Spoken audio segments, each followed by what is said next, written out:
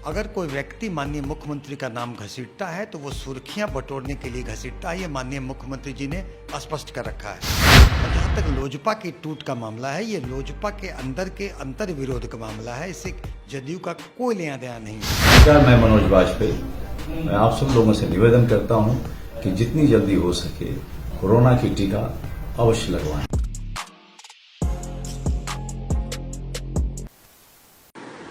नमस्कार, आप बिहार के डिजिटल मीडिया का जनक भारत लाइव ही देख रहे हैं। आप इस वक्त हमारे साथ जदयू के कदावर नेता सुनील कुमार सिंह जी मौजूद हैं। सीधे तौर पर पटना के जाने पहचाने नेत्र विशेषज्ञ हैं। बिहार की राजनीति में भूचाल आने के बाद बिहार के मुख्यमंत्री नीतीश कुमार जी आंख दिखाने के लिए दिल्ली गए हैं। आप भी जदयू में हैं, नेत्र विशेषज्ञ हैं, किस तौर पर देख रहे हैं आप?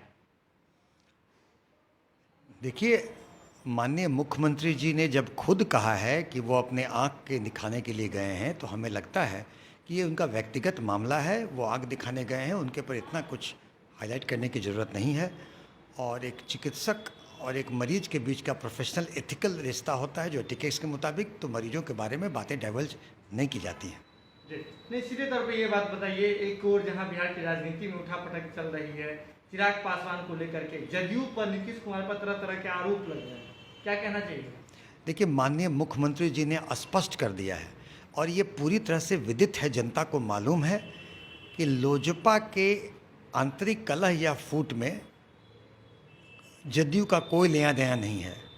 अगर कोई व्यक्ति माननीय मुख्यमंत्री का नाम घसीटता है तो वो सुर्खियां बटोरने के लिए घसीटता है, ये माननीय मुख्यमंत्री जी ने स्पष्ट कर रखा है।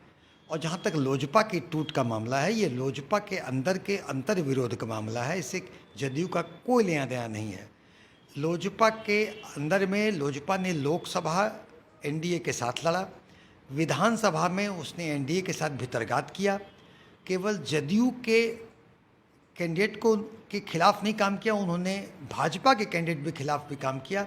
और वो राजद के बी टीम की तरह लोजपा एक्ट किया। और लोजपा की ही देन है कि तेजस्वी यादव और तेज प्रताप यादव आज विधानसभा में जीत कर गए हैं।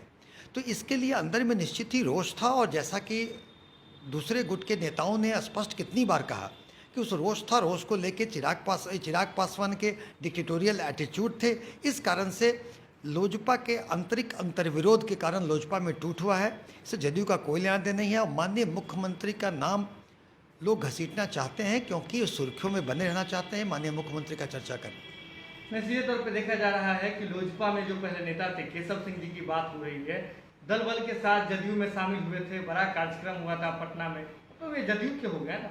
इसके बाद सीधे तौर पे अभी देखा जा रहा है जदयू की ओर से उन पर कोई स्पष्टीकरण नहीं पूछा जा रहा है, जबकि वे लोजपा के हर पोस्टर में नजर आ रहे हैं, सूत्रधार की भूमिका में निभा रहे हैं पशुपति कुमार जी के गुट के साथ। तो जदयू अगर मौन है तो मौन सहमति होता है ना सर? जिस व्यक्ति का, जिस नेता का आप नाम ले रहे हैं, वो पहले लोजपा के ही थे, लोजपा में किसी कारण से निकल करके थे। तो और जो भी एक जो अनुशासनिक कार्रवाई होती है वह जदयू के शीर्ष नेतृत्व तो देख रहा होगा और समय आने पर सब कुछ किया जाएगा। उसके एक प्रेसिडेंट से आप कुछ अगर अटके लगाना चाहते हैं तो हमें लगता है कि जब माननीय मुख्यमंत्री नीतीश कुमार जी ने स्पष्ट कर दिया है, उसके बाद इस तरह की चीज़ों का, इस छोटी मोटी घटनाओं का से लेके कुछ इन्फरेंस ड्रॉ करना उचित नहीं है। ये भी बात कहा जा रहा है कि जब पशुपति कुमार पारस जी दिल्ली से लौटे थे तो उनके स्वागत में जदयू के नेताओं ने फूल बिछा दी थी।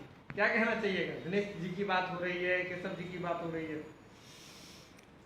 देखिए, सामाजिक राजनीतिक जीवन में कोई व्यक्ति किसी से मिलता जुलता रहता है, ये उनका अपना इंडिविजुअल मामला है, उस पर कुछ नहीं कहना है। लेकिन मैं फिर स्पष्ट करूंगा कि जदयू का लोजपा के फूट से कोई लेना देना नहीं है।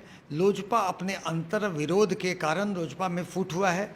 लोजपा के लोगों ने खुद स्पष्ट किया है कि लोजपा के चिराग पासवान का डिक्टेटोरियल एटीट्यूड, चिराग पासवान का एनडीए के खिलाफ विधानसभा में लड़ना, चिराग पासवान का अंदर के लोगों को बात नहीं समझना, इस कारण से लोजपा की हालत हुई है। और हमें लगता है कि लोजपा अब एक पास्ट टेंस हो गई है, उस पर इतना ज़्यादा आप लोग एनर्जी वेस्ट करने की कोई ज़रूरत नहीं है। चलिए, अब आपके प्रोफेशन की बात कर लेते हैं। कोरोना काल के बाद आप मनोज वाजपेयी जी से आपकी मुलाकात हुई है, किन किन मसलों पर बातचीत हुई है? देखिए, माननीय मुख्यमंत्री जी ने टीकाकरण के लिए 6 करोड़ टीका 6 महीने में लगाने का टारगेट दिया है। और टीकाकरण ही कोरोना के तृतीय लहर से बचने के, संभावित लहर से बचने का एकमात्र सुरक्षा कवच है। तो उसमें जदयू भी पूरी तरह से अपने टीकाकरण की ताकत उसमें झोंक दी है। माननीय राष्ट्रीय अध्यक्ष और माननीय प्रदेश अध्यक्ष के आदेशानुसार जदयू चिकित्सा प्रकोष्ठ भी प्रदेश स्तर पर, जिला स्तर पर, प्रखंड स्तर पर और पंचायत स्तर पर टीकाकरण टास्क फोर्स बना रहा है।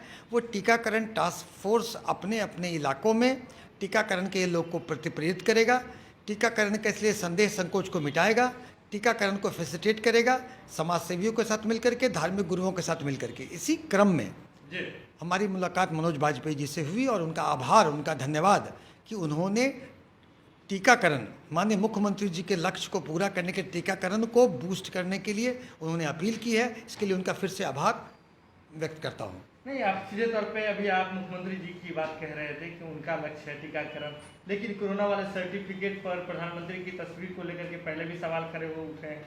ऐसे में मुख्यमंत्री जी की बात वहाँ भी उन्होंने, यानी कि जीतन राम मांझी जी ने भी छेड़ी, किस तौर पर देखते हैं? देखिए, ये पैन इंडिया डिसीजन है, वैक्सीनेशन पर फोटो किनका हो किनका न हो, ये तो मेरा छोटा सा कार्यकर्ता मेरे ऐसा कुछ टिप्पणी नहीं कर सकता है। लेकिन माननीय मुख्यमंत्री जी ने जिस तरह से टीकाकरण के कार्यक्रम को बिहार में चलाया, जदयू की पार्टी पॉलिटिक्स विद डिफरेंस करती है। जदयू के पूरे कार्यकर्ता अपनी ताकत झोंक दिए हैं टीकाकरण को बूस्ट करने के लिए। यही हम लोग को आज टीकाकरण में हमारा जो बिहार है एक शीर्ष स्थान पर है पूरे अन्य राज्यों से कंपेयर में। और हम अभी पूरी तरह से यहाँ पर नीतीश सरकार और माननीय नीतीश कुमार जी सूक्ष्म अनुश्रवण करके अपना टीकाकरण पर और कोरोना से बचने के उपाय, कोरोना को नियंत्रण करने के उपाय में हम लगे हुए हैं। अभी इसी में माननीय नीतीश कुमार जी की उसमें कंसंट्रेशन है और उन्हीं का लक्ष्य निर्धारण किया हुआ है टीकाकरण का। और टीकाकरण किसी व्यक्ति विशेष का नहीं, माननीय मुख्यमंत्री जी ने टीकाकरण का लक्ष्य रखा और वैक्सीनेशन प्रोग्राम के लिए टीका केंद्रों को बढ़ाया। 24 घंटे टीका केंद्र किए गए, टीका एक्सप्रेस चालू किया गया। इन सब बातों से लक्ष्य को हम पूरा कर रहे हैं। आप देख रहे होंगे विगत कुछ दिनों से रिकॉर्ड टीकाकरण हो रहा है।